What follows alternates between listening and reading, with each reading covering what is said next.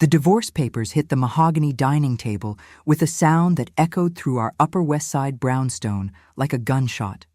My husband Michael stood frozen in the doorway, his phone still glowing in his hand with her name on the screen. The room held its breath, heavy with the weight of 17 years of marriage about to shatter. His face cycled through confusion, recognition, then that trademark arrogance that I'd somehow mistaken for confidence all these years. "Linda," he said, his voice dripping with condescension, "let's be rational about this."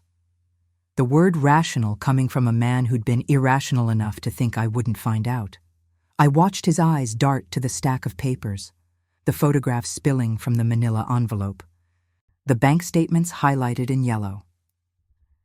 This wasn't the moment I'd imagined when I said "I do" in that small chapel in Brooklyn 17 springs ago. But here we were, the afternoon light streaming through our bay windows, illuminating the dust particles that seemed to dance in celebration of this ending. "You live under my roof," he'd said to me just 3 weeks ago. After taking a call from her in our bedroom, his voice sharp and dismissive. "Don't act like you have power." Those words had been my awakening, the electric shock that finally jump-started my paralyzed heart. Now, standing here with evidence of his betrayal spread across the table like a feast of his failures, I realized something crucial. This had never been his roof. We'd built this together, and he was about to learn exactly how much power I had. 3 months earlier, my life was a carefully curated Instagram post. Michael Thornton, rising star in Manhattan's architectural elite, and me, Linda Chen Thornton, proprietor of the Reading Nook, a beloved bookstore tucked into a corner of Greenwich Village that smelled of old paper and possibility. We were the couple other couples wanted to be. Friday nights at the Carlyle, Sunday brunches in Central Park, summers in the Hamptons. I'd convinced myself we were happy. Looking back now, I realize I'd confused routine with contentment, familiarity with love. The bookstore was my sanctuary, my escape from the increasingly hollow conversations with my husband. At 48, I'd settled into a comfortable invisibility that women my age know too well. We become furniture in our own homes, functional but unremarkable. Michael had stopped really seeing me years ago. I just hadn't noticed when exactly I'd faded from view. The morning routines had become mechanical rituals, empty of meaning. I'd wake up at 6, make coffee in our expensive Italian espresso machine that Michael had insisted we needed, prepare his breakfast while he showered. He'd come down at 7:15, kiss my cheek without making eye contact, scan his phone while eating the eggs I'd made exactly how he liked them. We'd exchange maybe 10 words. "Traffic looks bad. Don't forget the Reynolds meeting. See you tonight." Then he'd be gone, and I'd sit in our kitchen that cost more than my parents' first house, feeling utterly alone in my marriage. I'd tried to talk to him about it, of course, multiple times over the past few years. "We never really talk anymore," I'd said one night over dinner. "We're talking right now," he'd replied, not looking up from his phone. "I mean really talk, about us, about how we're doing. We're fine, Linda. Don't create problems where there aren't any." And that would be the end of it. I'd learned to stop bringing it up, learn to accept the crumbs of attention he threw my way, learn to be grateful for the lifestyle he provided, even as I felt myself disappearing. It was a Tuesday in early September when the first crack appeared. I'd come home early from the store, my assistant Sarah covering the afternoon shift so I could surprise Michael with his favorite Thai takeout from that place on Amsterdam. The brownstone was quiet, too quiet for 3 in the afternoon. His briefcase sat in the hallway, expensive Italian leather, a birthday gift I'd saved 3 months for. Something made me open it. Maybe intuition. Maybe the universe finally throwing me a lifeline. The handkerchief was silk, expensive, stained with a shade of red lipstick I'd never worn. Mac Ruby Woo, I'd later learn, a bold choice. The kind of bold I'd stopped being somewhere between wedding vows and mortgage payments. My hands trembled as I held it. This foreign object that didn't belong in my husband's professional world of blueprints and building codes. I could have convinced myself it meant nothing. I wanted to. God, how desperately I wanted to fold that handkerchief back into his briefcase and pretend I'd never seen it. But the human mind is funny that way. Once you notice the crack in the ceiling, you can't stop seeing it. I stood in our hallway for what felt like hours, but was probably only minutes, that handkerchief burning in my palm like evidence of a crime. My reflection stared back at me from the ornate mirror Michael had bought at an estate sale in Connecticut. Who was that woman? When had the light gone out of her eyes? When had she started looking so tired, so defeated? I remembered our wedding day, how I'd glowed with happiness, how full of hope I'd been. That girl in the mirror had believed in forever, in partnership, in love that conquered all. This woman, holding another woman's lipstick-stained handkerchief, looked like she'd forgotten how to believe in anything. The Thai food sat on the kitchen counter, getting cold, the containers sweating condensation onto the granite. I'd spent $35 on his favorite dishes, pad see ew, tom yum soup, mango sticky rice for dessert. It seemed pathetic now, this gesture of love for a man who was carrying another woman's belongings in his briefcase. I threw it all away, containers and all, and poured myself a glass of wine. Then another. By the time Michael came home, I'd finished half the bottle and rehearsed a dozen different confrontations in my head. That night, Michael came home at his usual 7:30, kissed my cheek with the same absent affection he'd give a family dog, and asked what was for dinner. I served the Thai food that had gone cold hours ago and watched him eat while my stomach churned. "How was your day?" I asked, my voice steady despite the earthquake happening inside me. "The usual," he replied, scrolling through his phone. Meeting with the Riverside project team, lunch with contractors, paperwork. No mention of whoever had left their mark on that handkerchief. No mention of anything that would explain the lipstick that haunted my thoughts. I know what you're thinking. You're telling me to confront him, demand answers, throw the evidence in his face. But betrayal doesn't work like that. It's not a light switch that flips from trust to action. It's a slow drowning, where you keep thinking you can still touch the bottom, right up until you can't. I confronted Michael 3 days later, after I'd practiced the conversation in my head 100 times. We were getting ready for bed, that domestic routine that should have felt intimate but had become mechanical. "I found something in your briefcase," I said, holding up the handkerchief. His reaction was immediate and well-practiced. He laughed, actually laughed, as if I'd just told him the punchline to a joke. "That old thing? Linda, come on." He took it from my hands, examining it like it was a curious artifact. "It was Jennifer's from the office. She had an allergic reaction during the presentation last week. I lent her my handkerchief. Must have mixed it up with mine when she returned it." Jennifer, his assistant. 26 years old, ambitious, the kind of woman who wore power suits and red lipstick with equal confidence. "Jennifer wears Ruby Woo?" I asked, my voice smaller than I intended. "How would I know what shade of lipstick she wears?" His tone shifted, annoyed now. "You're being ridiculous. Are you seriously going to start acting jealous and insecure at your age?" At your age. Like 48 was ancient, like I should be grateful he still came home to me at all. The gaslighting was so smooth I almost missed it. He turned it around, made me the problem, made my reasonable concern into an unreasonable flaw in my character. But something in his eyes flickered when I mentioned the specific lipstick shade. Just for a second, surprised that I knew that detail. It was gone so fast I might have imagined it, but I didn't imagine it. I saw it. He knew exactly what shade of lipstick it was because he'd seen it up close, probably watched her apply it, maybe even kissed it off her lips. The thought made my stomach turn.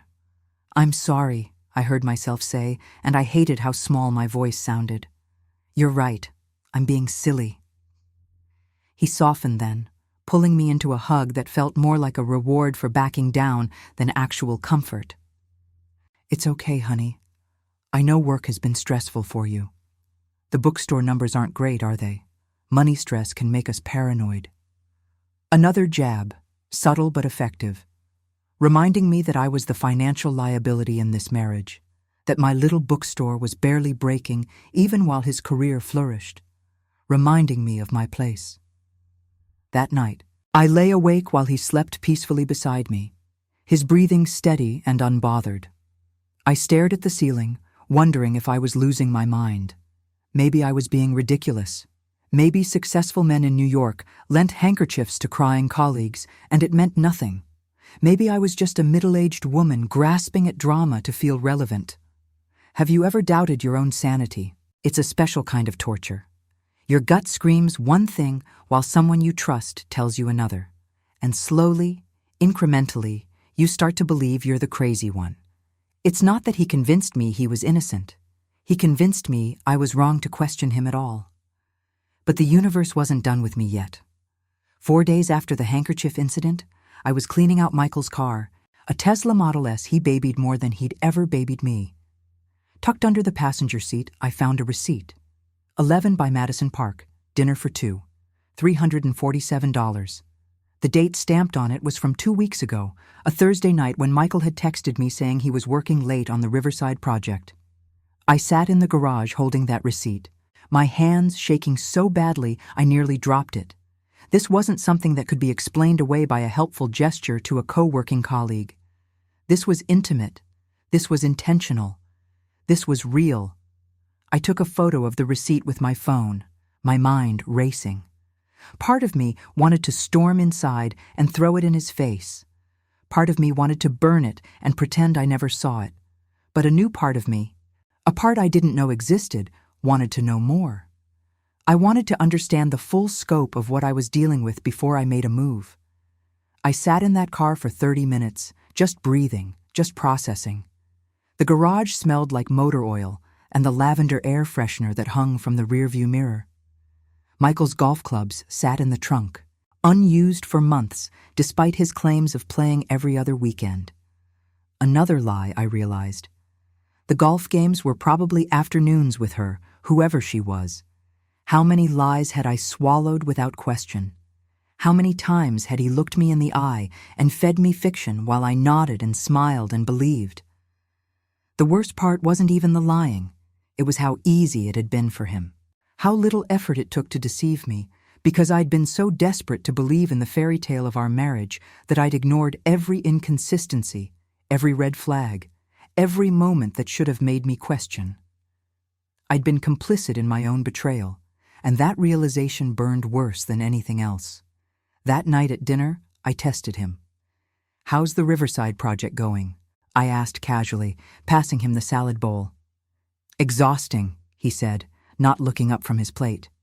"We're behind schedule. I'll probably have to work late the next few Thursdays to catch up." Thursdays, the same day as the receipt. He was already planning his next lie, setting up his alibi weeks in advance. That's when something inside me shifted. The sadness began to crystallize into something harder, colder. I wasn't just hurt anymore. I was angry. And anger, I was about to discover, was far more useful than pain.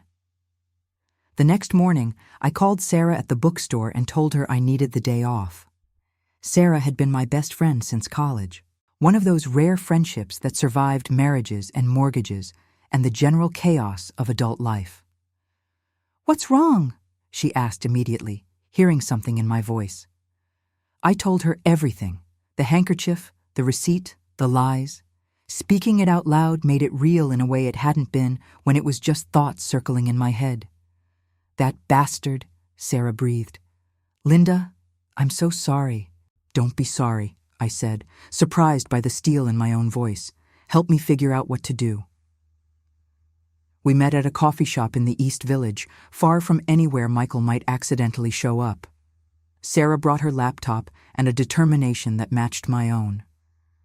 "First things first," she said, opening a new browser window. "We need to know what we're dealing with. Have you checked your bank accounts?" I hadn't. The money had always been something Michael handled. He made more as an architect than I did with the bookstore, and somewhere along the way, I'd let him take over the finances. Another piece of power I'd handed over without realizing it. We logged into our joint checking account. Everything looked normal at first. the usual deposits and withdrawals, mortgage payments and utility bills. But when we started going back further, patterns emerged. Regular withdrawals of $500, always on Thursdays, always from ATMs in Midtown. Hotel charges I didn't recognize. Restaurant bills that didn't match any dinners we'd had together. "He's not even trying to hide it," Sarah said, her voice tight with anger. "He thinks you're not looking." She was right. Michael had been sloppy because he'd been confident that I was too trusting, too passive, too comfortable to ever question him. That confidence was about to become his downfall. Sarah pulled up a spreadsheet, and we started documenting everything. Every suspicious charge, every Thursday withdrawal, every unexplained expense. The pattern was damning. For the past 18 months, like clockwork, he'd been spending money on someone else. Hundreds of dollars a week, thousands of dollars a month. Money that should have gone to our savings, to the bookstore expansion I'd been dreaming about, to the trip to Japan we'd been supposedly saving for. "This is financial abuse," Sarah said, her fingers flying across the keyboard. "He's stealing from you, Linda. From both of you, but especially from you." I watched the numbers add up on her screen. $70,000. In 18 months, he'd spent $70,000 on his affair. The bookstore had been struggling, and I'd been cutting costs everywhere, eating ramen for lunch to save money, turning down opportunities to advertise because we couldn't afford it. And all along, Michael had been throwing money at another woman like it meant nothing. The betrayal had layers I hadn't even begun to unpack. I spent the next 2 weeks in investigation mode. I downloaded software that would let me see Michael's text messages if he was on our shared Wi-Fi network. I started documenting his schedule, noting every late night and weekend work session. I followed him once, staying 3 cars back on the West Side Highway, watching him pull into the parking garage of the Mark Hotel. My hands gripped the steering wheel so hard my knuckles went white. The Mark, where rooms started at $800 a night. I sat in my car for 2 hours, parked across the street, watching the entrance. He never came out. I drove home alone, my eyes dry, my mind calculating. The second time I followed him, it was to a restaurant in Tribeca. I watched through the window as he sat across from her. She was beautiful in that polished professional way. Dark hair, red lipstick, designer dress. They looked comfortable together, intimate. He touched her hand across the table, leaned in to whisper something that made her laugh. I'd forgotten what it looked like when Michael smiled like that, genuine and warm. He hadn't looked at me that way in years. I took photos with my phone, my hands steady now. This was evidence. This was proof. This was ammunition for the war I was preparing to wage. I watched them finish their meal, watched him pay with our credit card, watched them leave together. I didn't follow them further. I didn't need to know where they went next. I already knew enough. On the drive home, I called Sarah. "I saw them together," I said, my voice flat. "I have photos." "Good," Sarah said fiercely. "Document everything. We're going to bury him." Sarah suggested hiring a private investigator, but I couldn't afford it without Michael noticing the money missing from our accounts. So I became my own PI, learning the patterns of his deception, mapping out his lies. The breakthrough came from an unexpected source. A number kept appearing in his phone records, called multiple times a day, often late at night. I ran it through a reverse lookup service, Sophia Martinez, real estate agent. 34 years old. Her website showed a glamorous headshot, the kind of woman who looked like she belonged in Michael's world of expensive restaurants and luxury hotels more than I did. I felt sick looking at her photo, but I also felt something else. Clarity. This wasn't just an affair. This was a whole separate life he'd been building, complete with a woman who probably had no idea he had a wife at home arranging his dry cleaning and planning dinner parties. I spent hours studying Sophia's social media, her professional profile, everything I could find about her online. She specialized in high-end properties in Manhattan, successful by all accounts. Her Instagram showed a life of gallery openings and charity galas, rooftop bars and beach vacations. In several photos, I could see Michael's hand, his watch, the edge of his profile. He'd been integrated into her life while keeping her completely separate from his. The compartmentalization was impressive in its cruelty. I wondered if she knew he was married. Some mistresses know and don't care, but others are lied to, told the marriage is over or loveless or ending soon. I wanted to hate her, but mostly I felt a strange kinship. We were both involved with a liar, just in different ways. The universe has a dark sense of humor. The same day I discovered Sophia's identity, Michael came home with flowers. Grocery store roses, the kind you grab at the last minute, but flowers nonetheless. For you, he said, kissing my forehead. Just because. Just because he was feeling guilty. Just because some part of him knew he was destroying something that had once been good. Or maybe just because Sophia wasn't available that night. I put them in a vase and watched them die over the next week, their petals falling like the pieces of my marriage. The envelope arrived at the bookstore on a Wednesday afternoon. No return address, just my name written in block letters across the front. Inside were photographs, dozens of them. Michael and Sophia at the Mark Hotel, checking in together. Michael and Sophia at 11 Madison Park, the same restaurant from the receipt. Michael and Sophia walking hand in hand through Central Park, his arm around her waist in a way he hadn't touched me in years. The photographs were professional quality, time-stamped and dated. Someone had been following them, documenting their affair with methodical precision. I should have been devastated. I should have collapsed right there behind the counter, but instead, I felt a cold calm wash over me. This was my smoking gun. This was undeniable proof that I wasn't crazy, wasn't paranoid, wasn't making something out of nothing. Michael had been living a double life, and now I had evidence. "Who sent these?" Sarah asked, examining the envelope. "I don't know," I admitted. "Maybe someone who wanted me to know the truth. Maybe Sophia has a husband who hired a PI. Does it matter?" What mattered was that I finally had leverage. I studied each photograph like an archaeologist examining artifacts from a lost civilization. There was Michael helping Sophia into a taxi, his hand on the small of her back. Michael and Sophia at what looked like an office party, his arm around her shoulders while she laughed at something off-camera. Michael buying her flowers at a street vendor, the kind of spontaneous romantic gesture he hadn't made for me in a decade. Each image was a knife to the heart, but I forced myself to look at all of them, to feel the full weight of what he'd done. I needed to remember this feeling, this moment of clarity when I saw my marriage for what it really was. A lie, a performance. A comfortable prison I'd been living in while he lived his real life elsewhere. I made copies of everything. The photographs went into 3 different safe deposit boxes at 3 different banks. I scanned them all, uploaded them to 3 separate cloud storage accounts. I printed physical copies and gave them to Sarah, to my lawyer cousin in Boston, to anyone I trusted who could keep them safe. If Michael thought he could make this disappear, he was wrong. That night, I made his favorite dinner, ossobuco, a recipe that took 4 hours and that I'd only made on special occasions.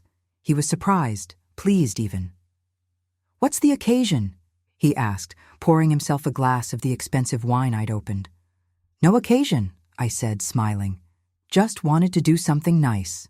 We ate in the dining room, candles lit, everything perfect. I watched him enjoy the meal I'd prepared, watched him relax into the illusion that everything was fine, that his wife was still the naive woman who believed his lies. Inside, I was planning. I was calculating. I was building a trap. The dinner felt surreal, like I was watching myself from outside my body. Here I was, serving a man who'd betrayed me, smiling and making small talk while plotting his downfall. He complimented the food, told me about his day, asked about the bookstore. All normal, all routine. He had no idea that I'd spent the afternoon copying evidence of his affair. No idea that I'd already consulted with a divorce attorney. No idea that his comfortable life was about to implode. There was power in that knowledge, in knowing what he didn't know. For the first time in months, maybe years, I felt like I had the upper hand. It was intoxicating. A betrayal this deep doesn't heal. It scars over, leaves you fundamentally changed. The woman I'd been 3 months ago would have cried, would have begged him to explain, would have probably blamed herself for not being enough. But that woman was gone. In her place was someone harder, smarter, more dangerous, someone who knew exactly what she was going to do next. The shift from sadness to rage is a strange journey. Sadness makes you small, makes you turn inward, makes you question yourself. But rage? Rage makes you powerful. It gives you clarity and purpose. It burns away all the doubt and self-blame until all that's left is cold, hard determination. I was done crying. Now I was hunting. For the next month, I played the perfect wife. I smiled at Michael's colleagues at the firm's autumn gala, nodding along as they talked about projects and deadlines I knew were lies. I organized our social calendar, sent out holiday cards early, maintained the facade of our perfect brownstone life. It was psychological warfare, and it was exhausting.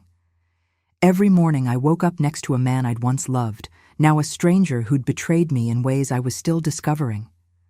Every night I fell asleep planning my next move, my mind working through scenarios and strategies while he snored peacefully beside me. The autumn gala was particularly challenging. I wore the dress Michael liked, diamond earrings he'd given me for our 15th anniversary, played the role of successful architect's wife with practiced ease. His colleagues' wives made small talk about vacation homes and private schools, charity boards and personal trainers. I smiled and nodded, contributing just enough to seem engaged without revealing that my entire life was a carefully maintained illusion about to shatter. At one point, Michael's boss, Richard, pulled me aside. "Michael's lucky to have you," he said warmly. "Not many wives would be as supportive of the hours he puts in." "He's dedicated to his work," I replied, the irony burning in my throat. Dedicated to something. Certainly. Just not his job. I excused myself to the bathroom and stood in front of the mirror, looking at this woman in her expensive dress and jewelry, playing a part in a play that should have ended months ago. Just a little longer, I told myself. Just hold it together a little longer. The close call came on a Saturday afternoon in October. Michael was supposedly at the office, meeting with clients from Dubai who were in town for the weekend. I knew he was really with Sophia because I'd tracked his phone to her apartment in Tribeca. I'd used his absence to search his home office, looking through files and documents I'd never bothered examining before. I was elbow deep in his filing cabinet when I heard the front door open. Panic shot through me like electricity. He wasn't supposed to be home for another 3 hours. I shoved the files back, not even checking if they were in the right order, and sprinted to the bedroom. I could hear his footsteps on the stairs as I grabbed a stack of paint samples from my nightstand drawer. When he opened the bedroom door, I was standing in the middle of the room, holding up color swatches against the wall. "What are you doing home?" I asked, hoping my voice sounded casual despite my racing heart. "Left my wallet," he said, suspicious. "What are you doing?" "Thinking about redecorating," I said, gesturing at the paint samples. "This room has looked the same for 10 years. I thought maybe something lighter, more modern. What do you think about this sage green?" He barely looked at the samples. "Whatever you want," he said, grabbing his wallet from the dresser. "I have to get back." As soon as he left, I collapsed on the bed, my whole body shaking. That had been too close. I'd gotten sloppy, too confident in my knowledge of his schedule. I couldn't afford to make that mistake again. But the near miss had also revealed something valuable. In his rush to get his wallet, Michael had left his laptop open on his desk. I spent the next 2 hours documenting everything. Emails with Sophia that went back 18 months, far longer than I'd thought the affair had been going on. Financial records showing he'd opened a separate bank account, siphoning off money from our joint account every month. He'd moved nearly $70,000 over the past year and a half, money that should have been ours, money I'd helped earn through years of managing our household while he built his career. But the worst discovery was the apartment listing he'd saved, a luxury 2-bedroom in Soho, monthly rent of $8,000. He was planning to leave me. I photographed every email, every document, every piece of evidence on that laptop. My hands were steady now, my panic replaced by methodical purpose. There were emails discussing the apartment, Sophia asking if he was sure he was ready to make the move, Michael reassuring her that he'd handle the divorce quietly and quickly. "Linda won't fight it," he'd written. "She's too passive. We'll be in the new place by Christmas." Too passive. That's what he thought of me. That's what he'd been counting on. That I'd roll over and accept whatever scraps he threw my way, grateful just to avoid confrontation. He'd underestimated me completely. It was the last mistake he'd ever make about me. All this time I'd been uncovering his betrayal. He'd been planning his exit strategy. The rage I'd been cultivating ignited into something white-hot. He wasn't just cheating, he was stealing. He was preparing to abandon me and take half our assets with him, leaving me with nothing but a bookstore that barely covered its own costs. Not anymore. I called my lawyer, Michelle Park, a divorce attorney I'd found through discreet research. We met at her office downtown, away from prying eyes and gossipy neighbors. "I want to make sure I'm protected," I told her, spreading out all my evidence on her conference table. "I want to make sure that when this ends, he doesn't get to walk away like he's the victim." Michelle reviewed everything with the cold efficiency of someone who'd seen this story too many times. "This is good," she said finally. "Really good. The financial records alone prove dissipation of marital assets. The affair shows adultery. If we play this right, you'll walk away with the brownstone, a significant portion of his retirement accounts, and possibly spousal support." "I don't want spousal support," I said. "I want him to know he can't do this to people. I want consequences." Michelle smiled, and it wasn't a kind smile. "Then let's give him consequences." Over the next 2 weeks, Michelle and I built our case like architects designing a building, every piece carefully placed for maximum structural integrity. We documented not just the affair and the financial theft, but Michael's pattern of emotional abuse. The gaslighting, the dismissiveness, the way he'd systematically undermined my confidence over the years. Michelle had me write down every incident I could remember. Every time he'd made me feel small or crazy or worthless.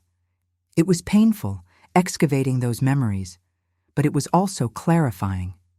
I hadn't realized how much I'd normalized his behavior until I saw it all written down in black and white. "This is more than just infidelity," Michelle said, reviewing my notes. "This is a pattern of financial and emotional abuse. A judge will take this seriously." We strategized about timing, about how to maximize impact. Michelle wanted to serve him at work, make it public and embarrassing. I had a different idea. I wanted to do it at the anniversary party. Michelle's eyes lit up when I explained my plan. "It's risky," she said. "Public humiliation can backfire. But if we do it right, if we have every piece of evidence locked down tight, it could work." "I want everyone to know what he did," I said. "I want his colleagues, his family, everyone who thinks we're the perfect couple to see the truth. I don't want him to be able to spin this, to play the victim, to pretend it was mutual, or that I'm being unreasonable." Michelle nodded slowly. "Okay, let's do it. But we need to be smart about this. We need every document notarized, every piece of evidence backed up in multiple places. We need to be unassailable." We spent the next week in preparation. I felt like a general planning a military campaign, every detail considered, every contingency planned for. It was empowering, taking control of my narrative instead of waiting passively for Michael to decide my fate. The anniversary party was Michael's idea, ironically. "We should celebrate," he said one evening in November, his hand on my shoulder as I chopped vegetables for dinner. 17 years is no small thing. Let's have a party. Invite everyone. Remind ourselves why we're doing this. I wanted to laugh at the audacity. He wanted to celebrate our marriage while planning to leave it, using our anniversary as some kind of twisted performance for our friends and family. But instead of laughing or screaming or telling him exactly where he could shove his anniversary party, I smiled. "That sounds wonderful," I said. "Let's make it really special." Over the next 3 weeks, I planned the party with meticulous attention to detail. I invited everyone. Michael's colleagues from the firm, including his boss and the senior partners, his family from Connecticut, my family from Queens, our closest friends, the couples we'd vacationed with, the people who thought they knew our marriage. I hired caterers, rented elegant table settings, arranged for a bartender and servers. I turned our brownstone into a showcase, the kind of party that would be talked about for months. Michael was impressed, even touched. "You've really outdone yourself," he said, surveying the preparations the day before the event. "This is amazing." "Only the best for us," I replied, and I meant it. Only the best show, the best finale, the best ending to a story that deserved a dramatic conclusion. The secret weapon was the slideshow. I told Michael I wanted to project a photo montage of our 17 years together, a romantic trip down memory lane for our guests. He loved the idea, helped me pick out romantic music to play underneath it. What he didn't know was that I'd prepared 2 versions, one sweet and sentimental for the beginning of the evening, and one that would burn his entire life down. The night of the party arrived cold and clear, stars visible over the Manhattan skyline. Guests began arriving at 7, filling our home with laughter and champagne toasts. Michael was in his element, charming and confident, his arm around my waist as he introduced me to colleagues I'd never met. I played my part perfectly. The loving wife, the gracious hostess, the woman who had no idea her world was about to explode. At 9 o'clock, I tapped my champagne glass, calling for everyone's attention. The room quieted, faces turning toward me with warm, expectant smiles. "Thank you all for being here," I began, my voice steady despite the adrenaline coursing through my veins. 17 years ago, I married a man I thought I knew. Tonight, I want to share our journey with you. The first slideshow began. Early photos of us, young and happy, our wedding day, vacations and holidays, and all the moments that made up a shared life. People smiled, a few wiped away tears. Michael stood beside me, his hand on the small of my back, completely unsuspecting. Then the slideshow changed. The music cut out. And the first photo of Michael and Sophia appeared on the screen. The room went silent, deadly, suffocating silent. "These," I said, my voice clear and strong, "are photos from the last 18 months. This is Sophia Martinez. She's my husband's mistress. They meet every Thursday at the Mark Hotel, which costs $800 a night. That's our money, by the way. Money from our joint account that he's been stealing to fund his second life." The slides continued. Michael and Sophia at restaurants. Michael and Sophia checking into hotels. Bank statements showing the transfers, the hidden account, the apartment listing. Every piece of evidence I'd gathered, displayed in high definition for everyone to see. Michael's face had gone white, then red, then a sickly shade of gray. He reached for the laptop controlling the slideshow, but I'd locked it, password protected, untouchable. "Linda," he started, his voice strangled. "Stop." "Why?" I asked, and I could hear the steel in my own voice. "Isn't this what you wanted? A celebration? A reminder of why we're doing this?" I gestured at the screen, where a particularly damning photo showed him kissing Sophia. "I'd say this is a fitting tribute to our marriage, wouldn't you agree?" His boss stood up, his face carved from stone. "Michael, is this true?" "I can explain," Michael stammered. "But how do you explain photographic evidence? How do you talk your way out of bank statements and hotel receipts and 18 months of documented lies?" The room erupted. Some guests left immediately, embarrassed to be part of the spectacle. Others stayed, unable to look away from the train wreck. His family looked horrified. My family looked satisfied. Sarah caught my eye from across the room and gave me a small nod. This was it. This was the moment I'd been building toward. The moment where Michael's carefully constructed world collapsed under the weight of his own betrayal. "You said I lived under your roof," I said quietly, but in the shocked silence of the room, everyone heard me. "You said I had no power. But this?" I gestured at the chaos around us. "This is what power looks like." Michael tried to grab my arm to pull me aside, to contain the damage somehow. But I stepped away from him, and several people moved between us. His younger brother, always the protective type, actually put a hand on Michael's chest, stopping him from following me. "Don't," he said to Michael, his voice disgusted. I walked to the front door and opened it. "The party's over," I announced. "Thank you all for coming. The marriage counseling brochures are on the table by the door for anyone who needs them." It was a petty touch, but after everything, I earned some pettiness. People filed out in stunned silence, some pausing to squeeze my hand or whisper words of support. Michael's mother was crying. His father looked like he wanted to punch his son. My parents hugged me tightly, my father whispering, "I'm proud of you," in my ear. When the last guest had left and it was just Michael and me in our destroyed marriage, surrounded by the remnants of the party that was supposed to celebrate our love, he finally spoke.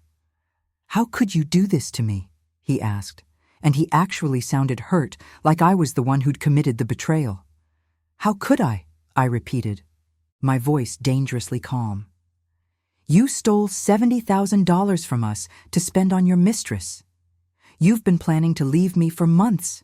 You gaslit me, made me feel crazy for questioning you, treated me like I was worthless.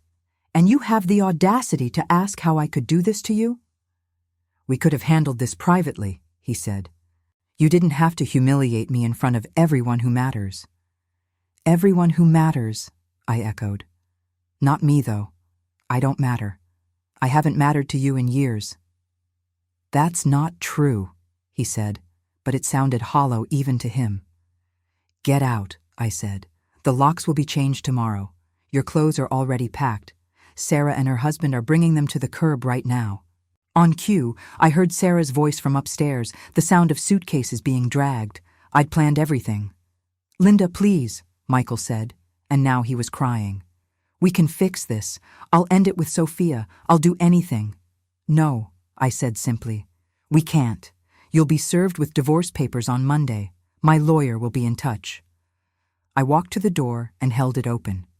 Michael stood there for a long moment, looking at me like he was seeing me for the first time.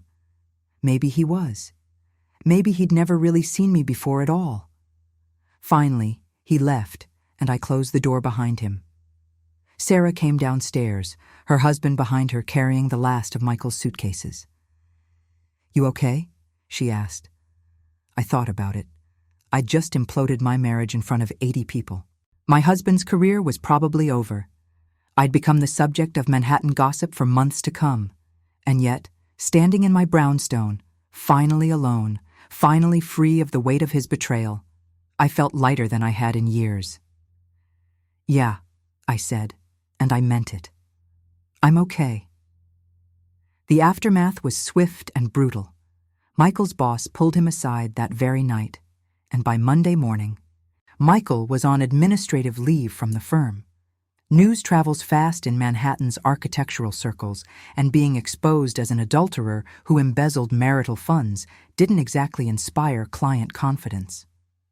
His mother called me crying, apologizing for her son, saying she'd raised him better than this.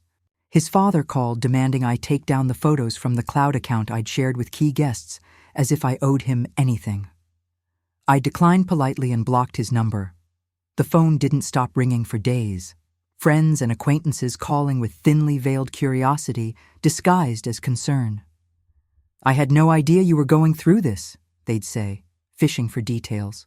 Some were genuine, offering real support and solidarity. Others just wanted the gossip, the insider details they could share at their own dinner parties. I learned quickly to distinguish between the two.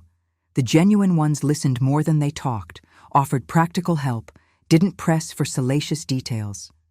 The gossips pushed for specifics, acted scandalized while clearly being entertained, made it about them and how shocked they were.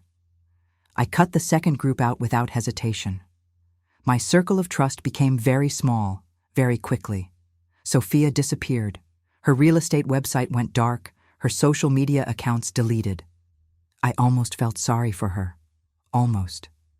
She'd been sleeping with a married man, but she probably hadn't known about the financial theft, the full extent of his lies. She was a victim too, just a different kind. Michael tried everything. He begged. He cried. He showed up at the bookstore at closing time, pleading with me to give him another chance. "It was a mistake," he said, tears streaming down his face. "I'll end it. I'll do anything. Please, Linda, we can fix this." I looked at him, this man I'd spent 17 years loving, and felt absolutely nothing. The love had died, drowned under the weight of his betrayal. All that was left was cold satisfaction. "No," I said simply. "We can't." He tried anger next. Showed up at the brownstone demanding his things, shouting about how I'd ruined his life, how I'd humiliated him in front of everyone who mattered. "You did that yourself," I told him calmly. I just held up the mirror. His colleagues stopped returning his calls. The Riverside project, his big career-making development, removed him from the team. The Midtown firm that had been courting him for months withdrew their offer. His entire professional world collapsed like a house of cards, and I watched it happen with clinical detachment. The divorce proceedings were ugly but straightforward. Michelle had built an airtight case with all my evidence. Michael's lawyer tried to argue for splitting assets 50-50, but the proof of dissipation was too strong. He'd stolen from us to fund his affair. That money had to be repaid. We settled out of court. I got the brownstone, 70% of his retirement accounts to compensate for the money he'd stolen, and my freedom. He got a 2-bedroom in Queens, a damaged reputation, and the knowledge that he'd destroyed something good for something temporary. People asked me if I felt guilty about the public humiliation. My answer was always the same. I didn't humiliate him. I just made his private behavior public. He humiliated himself. The enablers faced their own consequences. Jennifer, the assistant who'd provided alibis and covered for his affair, was quietly let go from the firm. Michael's friend Greg, who'd known about Sophia and said nothing, found his wife suddenly very interested in his own fidelity. Karma has a way of spreading out, touching everyone who participated in the lie. I saw Michael one last time at the final court date, signing the papers that officially ended our marriage. He looked smaller somehow, diminished by the weight of his choices. "Was it worth it?" he asked me in the hallway afterward. "Destroying everything we built?" "I didn't destroy anything," I said. "You did that. I just refused to keep pretending." I walked away and I didn't look back. The brownstone felt different after Michael left. Bigger somehow, like it had been holding its breath for years and could finally exhale. I walked through rooms that had witnessed 17 years of marriage, seeing them with new eyes. This was mine now, my space, my sanctuary, my home. The first thing I did was redecorate. Out went the heavy furniture Michael had insisted on, the dark colors and masculine touches that had made the place feel like his territory. In came lighter furniture, plants, art from local galleries, books everywhere. I hired an interior designer, a woman named Maya, who specialized in helping women reclaim their spaces after divorce. "This is about more than aesthetics," she told me during our first consultation. "This is about making this house feel like yours, reflecting who you are now, not who you were in your marriage." We spent hours talking about what I wanted, what made me feel happy and safe and inspired. I discovered I loved color, something I'd suppressed for years because Michael preferred everything neutral and minimalist. My bedroom became a sanctuary of deep blues and soft grays. The living room, a bright space filled with jewel tones and natural light. I knocked down a wall between two small rooms and created a home library, floor-to-ceiling shelves filled with my favorite books, a reading nook with a window seat overlooking the garden I was planning to restore. Every change I made felt like reclaiming a piece of myself I'd lost. The reading nook expanded into an online business, shipping curated book boxes to subscribers across the country. The store became my passion project, the thing I poured all my energy into. Within 6 months, revenue had doubled. Turned out, when you're not spending your emotional energy on a lying husband, you have a lot more to give to your actual dreams. I moved to Brooklyn in the spring, to a loft in Williamsburg with exposed brick and huge windows overlooking the East River. The brownstone sold for $3.2 million, money that went straight into investments and the expansion of my business. Manhattan had been Michael's world. Brooklyn was mine. My social circle changed, too. The couples we'd socialized with, the ones who'd stood by awkwardly at the anniversary party, faded away. They were uncomfortable with the scandal, uncomfortable with my newfound boldness, uncomfortable with the fact that I'd chosen dignity over discretion. Good riddance. In their place came new friends, women who'd survived their own betrayals and come out stronger, artists and writers and entrepreneurs who valued authenticity over appearances. Sarah introduced me to her book club, and suddenly I had a tribe of fierce, intelligent women who understood that sometimes burning it all down is the only way to rebuild. Therapy became an unexpected anchor during this period. I'd resisted it at first, thinking I could handle everything on my own, that asking for help was admitting weakness. But Sarah pushed me, and I finally made an appointment with Dr. Rachel Chen, a therapist who specialized in recovery from emotional abuse. Our first session, I sat on her comfortable couch and tried to maintain the same composure I'd shown throughout the divorce. "You don't have to be strong here," Dr. Chen said gently. "This is a safe space to fall apart if you need to." I cried for 45 minutes straight. All the tears I'd held back during the investigation, during the planning, during the confrontation, they all came pouring out in her office. It was cathartic and terrifying in equal measure. Over the next year, therapy helped me understand patterns I'd been blind to. Dr. Chen helped me see how Michael's behavior had been textbook emotional manipulation, how I'd been slowly conditioned to doubt myself, to make myself smaller, to accept less. We worked through my childhood patterns too, how I'd learned to be a people pleaser, how I'd been taught that keeping the peace was more important than standing up for myself. "You're rewriting your internal programming," Dr. Chen told me during one session. "It takes time.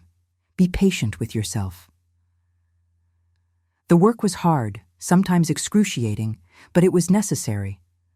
I learned to recognize red flags, to trust my instincts, to understand that I deserved respect and honesty in all my relationships, not just romantic ones. I started dating in the fall, nothing serious, just reminding myself that I was still desirable, still worthy of attention and affection.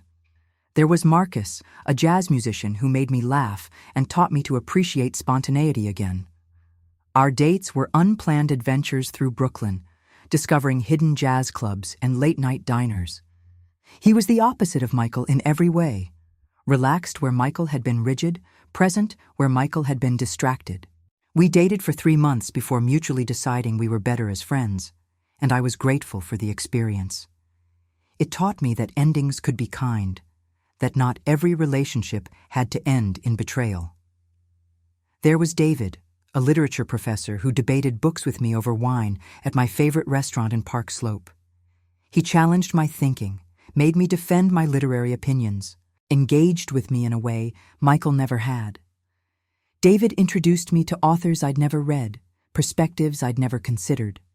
Our relationship was intellectually stimulating, but lacked spark, and we both recognized it after a few weeks.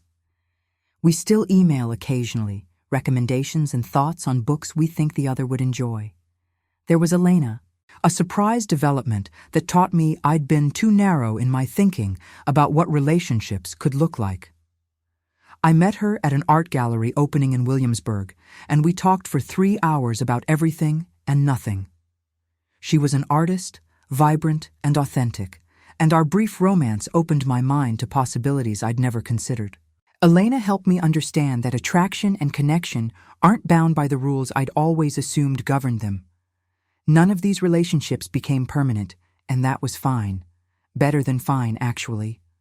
I was learning who I was outside of marriage, outside of being someone's wife, outside of defining myself through partnership. I was Linda Chen, not Linda Thornton, and that woman turned out to be pretty amazing.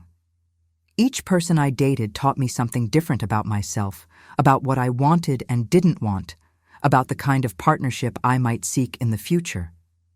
But more importantly, they taught me that I was complete on my own, that romance was something that could enhance my life, not something I needed to feel whole. The scars remained, of course. I had moments where I'd see a couple laughing together and feel a pang of loss, not for Michael specifically, but for the idea of partnership I'd believed in. There were nights when I'd wake up at 3 a.m., heart pounding, wondering if I'd made the right choices, if the public humiliation had been too much, if I should have handled things differently. Dr. Chen reminded me during these moments that second-guessing is natural, that I did the best I could with what I knew at the time. I had difficult days when loneliness felt overwhelming, when the independence I'd fought so hard for felt more like isolation. Those were the days I'd call Sarah, or go to a reclaimed meeting, or lose myself in work at the bookstore. The hard days became less frequent as time passed, replaced more and more by days where I felt genuinely content, genuinely proud of the life I was building. But mostly, I felt free, lighter, like I'd been carrying a weight I didn't even know was there until I set it down. The freedom to make my own choices, to spend my money however I wanted, to decorate my space to reflect my taste, to go to bed without wondering what lies I'd be told tomorrow. That freedom was precious beyond measure. A year after the divorce, I ran into Sophia at a coffee shop in Tribeca. She froze when she saw me, her eyes wide with something like fear. "I'm sorry," she blurted out. "I didn't know. About you, I mean. He said he was divorced.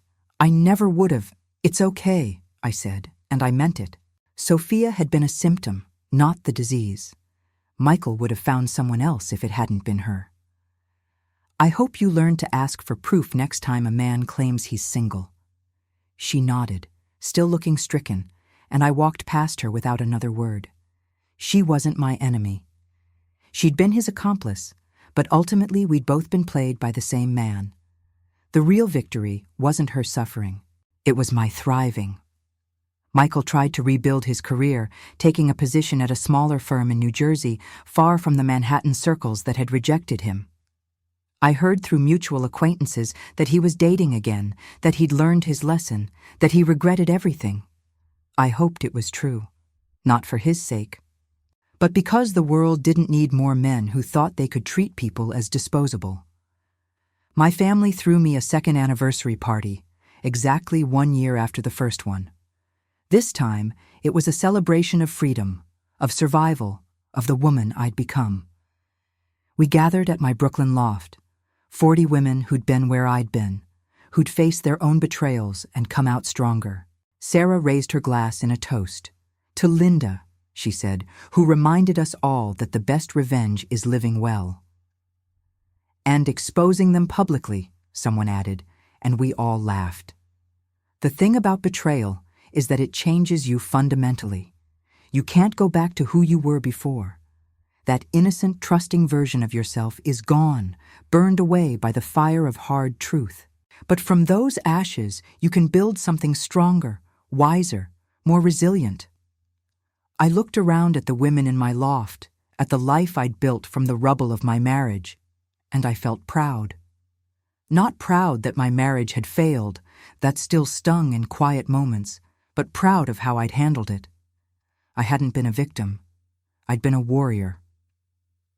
2 years after the divorce, I found myself sitting in a coffee shop downtown, being interviewed for a podcast about women rebuilding after betrayal. The host, Rebecca, had heard my story through the grapevine and wanted me to share what I'd learned. "What would you say to someone who just discovered their partner's affair?" she asked. I thought about it carefully. This answer mattered. Somewhere out there, a woman was probably in the same place I'd been, holding that metaphorical handkerchief, wondering if she was crazy. "First," I said, "trust your gut. If something feels off, it probably is. We're trained as women to doubt ourselves, to give people the benefit of the doubt even when they don't deserve it. Stop doing that. Second, document everything. I know it feels paranoid and horrible, but you need evidence. Not just for divorce court, but for yourself. When they gaslight you, when they try to make you think you're imagining things, you need proof to hold on to reality. Third, build your support system before you make your move. Find a lawyer, find a therapist, find friends who won't tell you to just forgive and move on. You need people in your corner who understand that some betrayals are unforgivable." Rebecca nodded, taking notes. "And what about forgiveness? Do you think that's important?" "Forgiveness is complicated," I said slowly. "I'm not carrying around active hatred for Michael anymore. That takes too much energy. But I also haven't forgiven him in the sense of absolving him of what he did. He stole from me. Not just money, but time, trust, years of my life. That's not something you forgive and forget. What I've done instead is accept what happened and move forward. I've forgiven myself for not seeing it sooner. I've forgiven myself for trusting when I shouldn't have. That's the forgiveness that matters." The interview went viral, shared thousands of times by women who resonated with the message. My inbox filled with messages from strangers thanking me for being honest, for showing that you didn't have to be gentle with people who hurt you, that you could choose yourself even when it made others uncomfortable. One message stood out. It was from a woman named Patricia, 63 years old, married for 40 years to a man who'd been cheating on her for the last 15. "I found your interview," she wrote, "and it gave me the courage to leave. I thought I was too old, that I'd invested too much time to walk away now. But you showed me that it's never too late to choose yourself. Thank you." That message made everything worth it. The pain, the public spectacle, the hard rebuilding. If my story could help even one person find their courage, then it meant something. Over the next few months, I received hundreds of similar messages. Women of all ages, from all backgrounds, all dealing with some version of what I'd been through. Some were just beginning their journey, holding their own metaphorical handkerchiefs and wondering what to do. Others were years past their divorces, but still processing the trauma, finding validation in hearing someone else voice what they'd felt. I started responding to as many as I could, offering advice when asked, mostly just listening and bearing witness to their pain. It became clear that there was a need for community, for a space where women could share their stories without judgment, where they could find practical advice and emotional support. Sarah and I started a monthly meetup at the bookstore, a support group for women navigating betrayal and divorce. We called it Reclaimed because that's what we were all doing, reclaiming our lives, our power, our sense of self. The first meeting, I expected maybe 10 women. 40 showed up. They sat in folding chairs between the bookshelves, sharing stories that ranged from heartbreaking to enraging to darkly funny. There was solidarity in that room, a sense that none of us were alone in this particular kind of suffering. Reclaimed became a fixture at the Reading Nook, growing into a network that offered legal referrals, financial planning resources, therapy recommendations, and most importantly, a community of women who understood. The lessons I learned from my marriage to Michael were harsh but valuable. I learned that love isn't enough if it's not accompanied by respect and honesty. I learned that financial independence isn't just nice to have, it's essential. I learned that the person who knows you best can also hurt you worst if you give them the power to. But I also learned about resilience, about the incredible strength that lives inside us when we're pushed to our limits, about the power of women supporting women, of community and solidarity in the face of betrayal. I learned that endings, even painful ones, can be beginnings in disguise. The biggest lesson, though, was about my own worth. For years, I'd measured myself by Michael's standards, by whether I was being a good enough wife, maintaining a beautiful enough home, supporting his career while minimizing my own dreams. The divorce forced me to develop my own metrics, my own definition of success and happiness. And I discovered something surprising. I was enough. Just me, Linda Chen, with my bookstore and my friends and my imperfect life. I didn't need validation from a man who'd proven he couldn't see my value. I could see it myself, and that was all that mattered. Financial independence became my new religion. I'd been so naive about money during my marriage, letting Michael handle everything, trusting that he had our best interests at heart. Never again. I took courses in financial planning, learned about investments and retirement accounts and tax strategies. I met with a financial advisor who helped me understand exactly where I stood, what I'd gained from the divorce settlement, and how to protect and grow it. The knowledge was empowering. For the first time in my adult life, I understood my complete financial picture.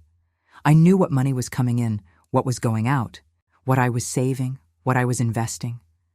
I opened accounts in my name only, created systems to track every expense, built an emergency fund that could cover 6 months of living expenses. I never wanted to be in a position again where I couldn't afford to leave a bad situation. The Reading Nook's expansion was strategic and deliberate. I hired a business consultant who helped me develop a 5-year plan. We analyzed the market, identified opportunities for growth, created financial projections. The curated BookBox subscription service grew to 2,000 subscribers within the first year. We partnered with independent publishers, created themed boxes for different genres and interests, built a community of book lovers who trusted our recommendations. I opened the second location in Park Slope, then the third in Williamsburg. Each store had its own personality, its own community, but all shared the core mission of making books accessible and creating spaces where people felt welcome. I hired carefully, looking for people who loved literature and understood customer service, who could make recommendations and build relationships. My team became like family, a group of passionate women who believed in what we were building together. Looking back now, I can trace the patterns I missed during the marriage. The way Michael slowly took over all financial decisions, making me dependent on him. The way he dismissed my concerns as irrational or emotional, training me not to trust my own judgment. The way he kept me separate from his work life, creating space where he could operate without accountability. These are classic tactics of financial and emotional abuse, and I'd let them happen because I didn't recognize them for what they were. If you're reading this, or rather, if you're listening to this story, look for those patterns in your own relationships. Does your partner control the money? Do they make you feel crazy for asking reasonable questions? Do they have areas of their life you're not allowed to access? These are red flags, warning signs that something isn't right. The other lesson I want to share is about the sunk cost fallacy. I stayed with Michael longer than I should have because I'd already invested 17 years. Walking away felt like admitting failure, like throwing away all that time. But here's the truth. Those 17 years were already gone. The question wasn't whether they were wasted. The question was whether I wanted to waste more. Every day you stay in a situation that's hurting you is another day you could have spent building something better. The past is past. You can't reclaim those years, but you can reclaim your future, and sometimes that means walking away from your investment. Finally, I learned that there's power in telling your truth, even when it's ugly and uncomfortable and makes other people squirm. The anniversary party revelation could have been handled privately, sure. I could have confronted Michael quietly, gotten divorced discreetly, maintained the fiction that our marriage just didn't work out. But that would have let him control the narrative. That would have allowed him to be the victim. To tell people I was unreasonable, or that we grew apart, or any of the other sanitized versions of events that erase the betrayer's culpability. By making his actions public, I took back control of my story. I made it impossible for him to rewrite history or play the victim. And yes, it was uncomfortable. Yes, it was dramatic.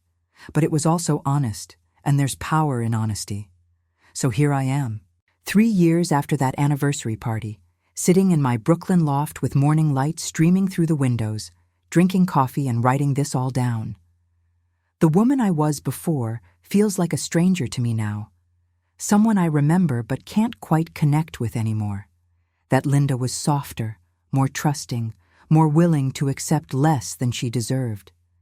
This Linda knows her worth. This Linda doesn't compromise on the basics of respect and honesty. This Linda would rather be alone than be with someone who makes her feel small. The Reading Nook has 3 locations now, and we're negotiating for a 4th in Boston. I hired an amazing team of women who love books as much as I do, and together we've built something I'm genuinely proud of. Last month, we were featured in the New York Times as one of the city's essential indie bookstores. Michael's name wasn't mentioned once in my success story, and that felt like its own kind of victory. I'm seeing someone new, a man named James who's a widower, who understands loss and rebuilding, who treats me like I'm precious without making me feel fragile. It's early days, but it's healthy. And after Michael, healthy feels revolutionary.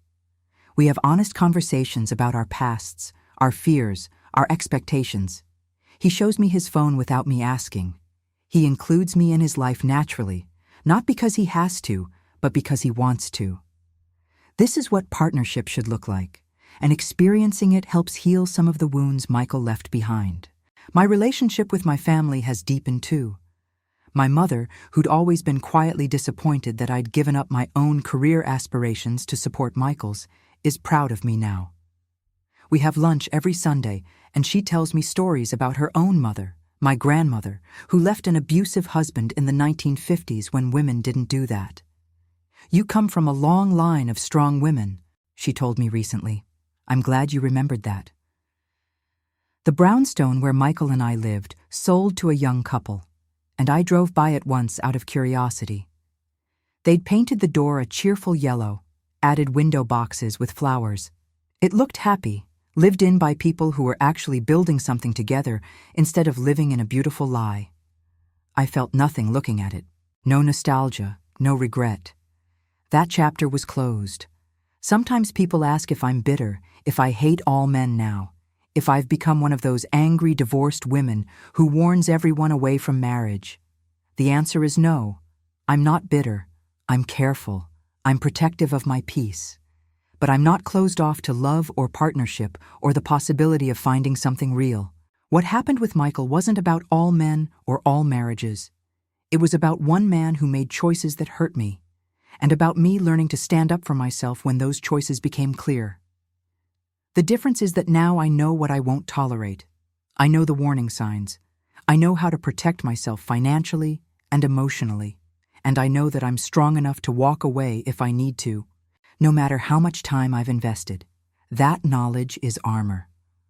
I've also learned to forgive myself for the things I missed, the red flags I ignored, the years I spent in a marriage that wasn't what I thought it was.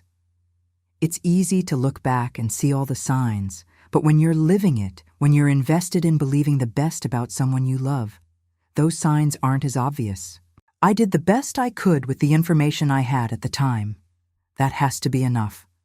The real gift of the whole awful experience is the community I found on the other side.